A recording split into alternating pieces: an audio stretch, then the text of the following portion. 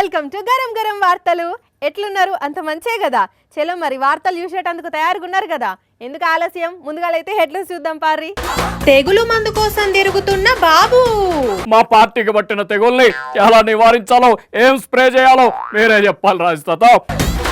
కార్లల్లో వచ్చినోళ్ళనే కలుస్తాడంట పవను. కాంతలేడట కష్టపడ్డ కార్యకర్తలను. కాళేశ్వరం సందర్శనకు మంత్రులు. బగ్గనే ఉన్నాయట నిర్మాణ లోపాలు. ఇల్లునే చేస్తున్నారు హోమ్ డెలివరీ.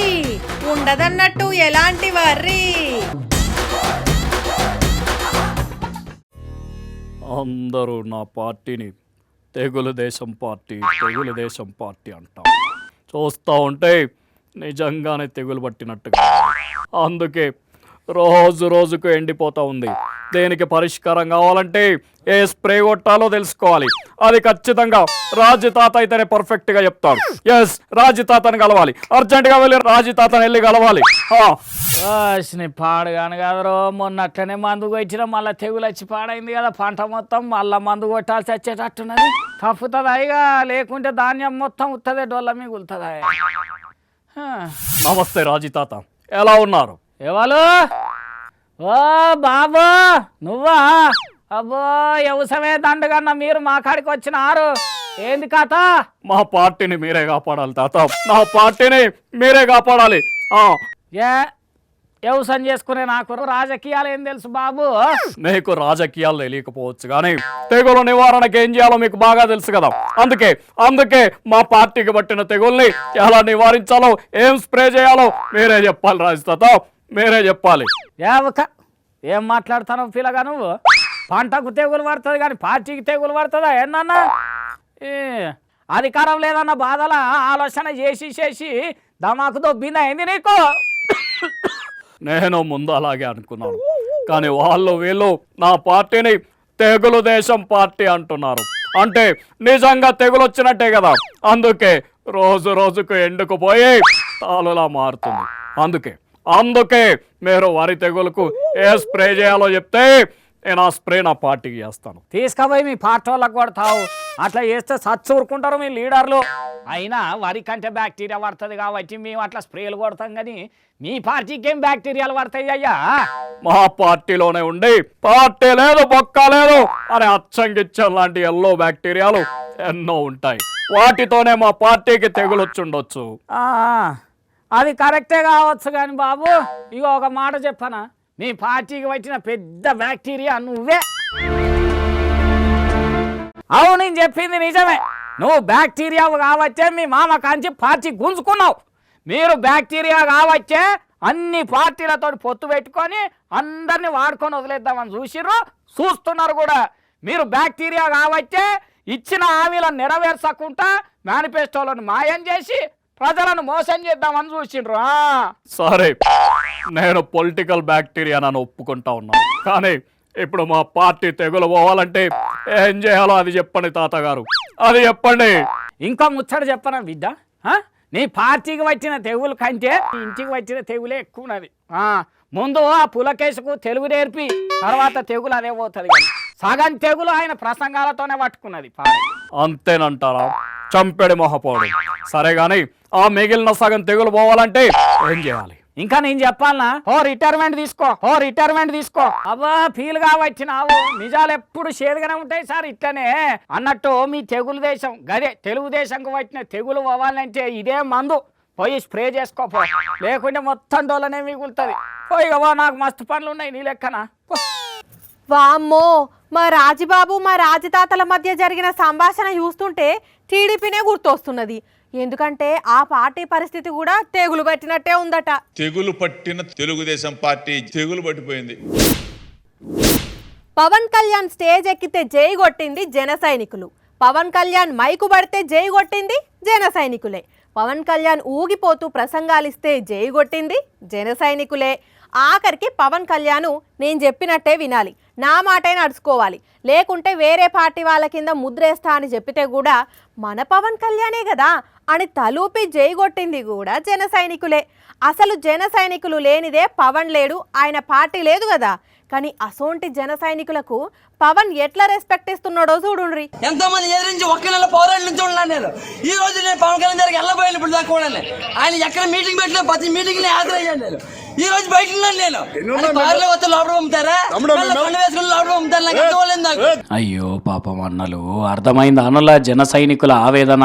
ఇంతకు విషయమేంది? ఇన్ని రోజులు దేవుడు దేవుడు అని నెత్తినెక్కించుకొని ఇప్పుడెందుకు గరమైతున్నారు వీళ్ళు అంటే, ప్యాకేజీ స్టార్ పవన్ కళ్యాణ్ గారు కాకినాడలో డివిజన్ కమిటీలో సమీక్షలు పెడితే కార్లలో వచ్చిన వాళ్ళనే లోపలికి రానిస్తున్నారట. బండ్ల మీద వచ్చి పొద్దటి నుంచి అక్కడనే పడిగాపులు కాస్తున్న వాళ్ళను దేక్తలేరట. 18వ వార్డు వాళ్ళము మేము ఉండంగా 30-40 డివిజన్ల గోషిగాలను లోపలికి పంపడింది. అసలు ఇదేం రాజకీయం అనుకుంటా పడపడ పండ్లు కొరికినంత పని చేసిరన్నట్టు. నా తర్వాత వచ్చిన వాళ్ళు మిగతా వాళ్ళందరూ ఎవరన్నా సరే 50 వాడు పిలిచారు, 1వ వాడు పిలిచారు, 2వ వాడు పిలిచారు, మధ్యలో 18 కాకెత్తికి వెళ్ళిపోయింది. మొత్తం సరిగ్గా 2 సార్లు ఫోన్ చేసేవారు నాకు, తమ్ముడు కుర్రోలు తీసా మీటింగ్ ఉంది అది ఉందనేసి. ఈ రోజు వాళ్ళ కార్యకర్తలు లోపల ఉన్నారు, నేను బయట ఉన్నాను. నేను చూసిండ్రా, పార్టీ పెట్టినప్పటి నుంచి మీటింగ్లకు జనాలను పోగు చేసి ఫ్లెక్సీలు కట్టి ఏదైనా ప్రోగ్రామ్ చేసినప్పుడు పాల ప్యాకెట్లు తెచ్చిపోస్తానట, కనీసం లెక్క కూడా చేస్తలేరట. అట్లని లిస్టులో ఏమన్నా పేరు లేదా అంటే ఉన్నదట, కానీ ఎవరు పిలుస్తలేరట, లోపలికి రానిస్తలేరట. ఎవరెవరో చంద్రబాబు చెప్పిన వాళ్ళు పైరవీల మీద వస్తున్నారట పోతున్నారట తప్పితే ముందుగాల నుండి జెండా పట్టుకున్న వాళ్ళను కనీసం ముఖం కూడా చూస్తలేరట. కానీ చూడండి పవన్ తెలివి ఎట్లున్నదో, కష్టపడి జెండాలు మోసిందేమో వీళ్ళు, ఆఖరికి ఎవరో చంద్రబాబు పేరు చెప్పి లోపలికి పోతున్నారు, వీళ్ళందరూ ఒక్కేస్తున్నారు. ఇక వీళ్ళందరూ ఎదురు తిరిగితే అసలు పవన్ పరిస్థితి ఏందో గాని, చంద్రబాబు రాజకీయం బగ్గనే అబ్బింది పవన్ కు. బాబు ఎట్లాగైతే కష్టపడిన వాళ్ళని దొక్కేస్తాడో పవన్ కూడా అట్లనే చేస్తున్నాడు. కాళేశ్వరం ప్రాజెక్టు నిర్మాణాన్ని మొదటి నుంచి తప్పుపడుతున్న కాంగ్రెస్ పార్టీ ఇప్పుడు అధికారంలోకి వచ్చుడుతోని దాని మీద ఎంక్వైరీకి రెడీ అవుతుంది. పిల్లర్లు ఎట్లా గుంగినాయి, అసలు డిజైన్ ఎట్లున్నది అనే దాని మీద ఆఫీసర్లతోని మాట్లాడుడే కాకుండా ఏం జరిగిందో క్లారిటీగా చూసొద్దామని చెప్పి మంత్రుల బృందం కాళేశ్వరం టూర్కు పోయిండ్రు. మరి అక్కడ ఏడేడ తిరుగుతున్నారు, ఏం మాట్లాడిండ్రో తెలుసుకుందాం పాండ్రి. డిజైన్లో కానీ నిర్మాణంలో కానీ ఆపరేషన్ మెయింటెనెన్స్ కానీ సీరియస్ లోపాలు జరిగి మూడు బ్యారేజెస్కి ఇప్పుడు ప్రమాదంలో ఉన్నాయి. ఈరోజు ఎందుకు గురు ముంపుగా ఇటు మంత్రికి కానీ అటు చెన్నూరు ప్రాంతాలకు సంబంధించిన రైతు సోదరుల చాలా వ్యవసాయ భూములు ముంపుకు గురైతా ఉన్నాయి. తెలంగాణ ప్రజల లక్షల కోట్ల ఆస్తిని అప్పనంగా ఒక ఆలోచన లేకుండా, ఇంజనీర్ల సలహా లేకుండా, ముఖ్యమంత్రి గారు ఆయనే చీఫ్ ఇంజనీర్ అని చెప్పుకుంటూ నాశనం చేసిన 1,00,000 కోట్లని ఇవ్వాలా. డ్యామ్ సేఫ్టీ ఎక్స్పర్ట్స్ తో షేర్ చేసి ఏ నిర్ణయం తీసుకున్నా పర్ఫెక్ట్ తీసుకోకపోతే భావితరాల వాళ్ళకి మళ్ళీ ఈ ప్రభుత్వం కూడా నష్టం చేసినట్లు అవుతుంది. ఇవాళ ఇది ఆ ప్రయోజనం లేనప్పుడు దానికి సంబంధించినటువంటి మానస పుత్రిక పరిస్థితి ఏంది భవిష్యత్తుకు సంబంధించి. కాళేశ్వరం ప్రాజెక్టు ముచ్చట్ల మంత్రులు ఇట్లా కోపం చేసిండ్రు. ఈ ప్రాజెక్టులో భాగంగా కట్టిన మేడిగడ్డ ప్రాజెక్టు సందర్శనకు పోయిన 5-6 మంత్రుల బృందం హెలికాప్టర్లో ఏరియల్ సర్వే చేసి తర్వాత ప్రాజెక్టు కుంగిన స్థలాన్ని పరిశీలించిండ్రు. మొదటి నుండి కాళేశ్వరం ప్రాజెక్టులో అవినీతి జరిగిందని ఆరోపిస్తున్న కాంగ్రెస్ పార్టీ ఇప్పుడు ప్రభుత్వంలోకి వచ్చిన మొదటి రోజు నుంచే ఈ ప్రాజెక్టు మీద దృష్టి సారించింది. ఇప్పటికే ఇరిగేషన్ శాఖ మంత్రి ఉత్తమ్ కుమార్ రెడ్డి సారు దీని మీద ఆఫీసర్లతోని మీటింగ్లు పెట్టిండు. ఈ నాణ్యత లోపానికి కారకులైన వాళ్ళను జ్యుడిషియల్ విచారణకు పిలిచి ఎవ్వరి తప్పిదమున్నా చర్యలు తీసుకుంటారట. చూస్తుంటే చాలా సీరియస్ గానే దీని మీద ఫోకస్ పెట్టినట్టుగా అనిపిస్తున్నారు. లేకుంటే మరి 5-6 మంత్రుల బృందం ప్రాజెక్టు పరిశీలనకు పోయిందంటేనే అర్థం చేసుకోవాలి. అయితే దీని గురించి మంత్రుల పర్యటన గురించి మాట్లాడిన బీఆర్ఎస్ జ్యుడిషియల్ ఎంక్వైరీ చేస్తే చెయ్యుండ్రి గాని అది కాకముందే మంత్రులు ఇష్టం ఉన్నట్టే మాట్లాడితే ఎట్లా అని ఉల్టా ప్రశ్నలు ఇస్తున్నారు. తప్పు జరిగింది, పొరపాటు జరిగింది, ఆ పొరపాటు ఎట్లా జరిగింది, ఏ విధంగా జరిగింది, ఎందుకు జరిగింది అనే విషయాన్ని విచారణలో తేల్చి బాధ్యులపైన చర్యలు తీసుకోవాలని చెప్పి కూడా భారత రాష్ట్ర సమితి డిమాండ్ చేస్తున్నారు. కానీ దురదృష్టం ఏంటంటే ఈరోజు కాళేశ్వరం ప్రాజెక్టుకు వెళ్లిన మంత్రులందరూ కూడా వాళ్లే తీర్పు చెప్పినట్టుగా మాట్లాడుతున్నారు. చూస్తుంటే ఈ కాళేశ్వరం కథా చిత్రం పెద్దగానే ఉండేటట్టు కనబడుతున్నది. చూద్దాం మరిగా ఏమవుతుందో. ఇప్పుడు కుంగిన దానికి ఎట్లా మరమ్మతులు చేస్తారో మరి. ఒక అమ్మాయికి ఒక అబ్బాయి రోడ్డు మీదనే రోజ్ పువ్వు ఇచ్చి ప్రపోజ్ చేస్తే ఎట్లుంటది? అబ్బా, ఎక్కడ జాగ దొరకనట్టు అందరు చూస్తుండగా రోడ్డు మీదనే వేయాలనా? వచ్చిపోయే వాహనదారులకు ఇబ్బంది కలగదా? అయినా అట్లా చేస్తే పోలీసులు ఊకుంటారా అని మీరు అనొచ్చు. కానీ అదే గీడో కాడ పోలీసులే ఓ తాతకు రోజ్ పువ్వు ఇచ్చి అవ్వకిప్పించిండ్రు. కావాలంటే చూడుండ్రి.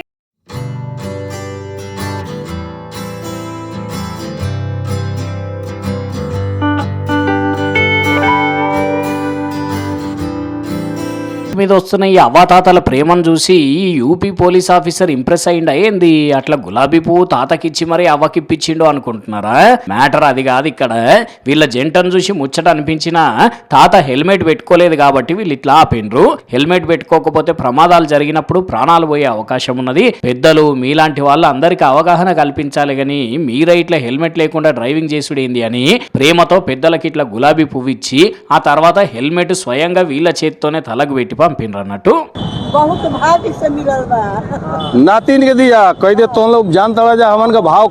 ఇట్లా పోలీస్ ఆఫీసర్ ఒక వైపు గౌరవం ఇస్తూనే మరోవైపు మంచి మాటలు చెప్తుంటే పెద్దవాళ్ళైనా చాలా మంచిగా విని హ్యాపీగా ఫీల్ అవుతూ వెళ్ళిపోయినరు. మొత్తానికి పోలీస్ పుణ్యమా అని ఈ వయసులో అవ్వకు రోజా పువ్వు ఇచ్చి ప్రపోజ్ చేసే అవకాశం వచ్చింది తాతకైతే. కానీ పబ్లిక్ మీరైతే హెల్మెట్ పెట్టుకోవడం మర్చిపోకండి డ్రైవింగ్ చేసేటప్పుడు. అందరు ఇట్లా పువ్వులు ఇచ్చే చెప్పరు, ఫైన్లు కూడా ఇస్తుంటారు. ఫుడ్ కావాలంటే హోమ్ డెలివరీ, బట్టలు కావాలంటే హోమ్ డెలివరీ. ఇప్పుడు టెక్నాలజీ పెరుగుడుతోని ఏది కావాలన్నా ఆన్లైన్లోనే ఆర్డర్ పెట్టి హోమ్ డెలివరీ చేయించుకోవచ్చు. అయితే ఇప్పటి వరకు మనం చూసిన ఈ హోమ్ డెలివరీలన్నీ ఒగెత్తైతే ఇప్పుడు నేను చూపించబోయే ఈ హోమ్ డెలివరీ ఇంకో ఎత్తు. ఎందుకంటే ఇప్పటి వరకు ఇలాంటి హోమ్ డెలివరీని మీరు అస్సలు చూసుండరు. అమ్మ బాబోయ్, ఇదేందయ్యా ఇది మేమెప్పుడు చూడలా.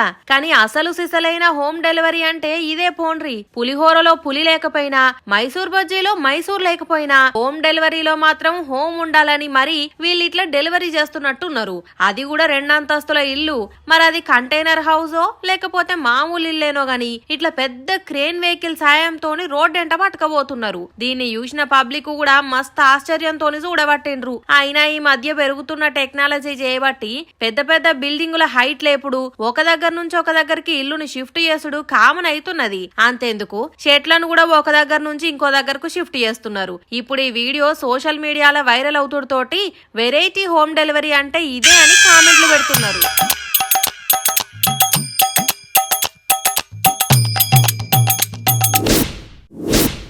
ఇక ఇవి మరి ఇయాల్టి గరం గరం వార్తలు. మళ్ళీ రేపు ఇట్లనే ఇదే టైంకి మంచి మంచి వార్తలు పట్టుకొని వస్తాం మీకోసం.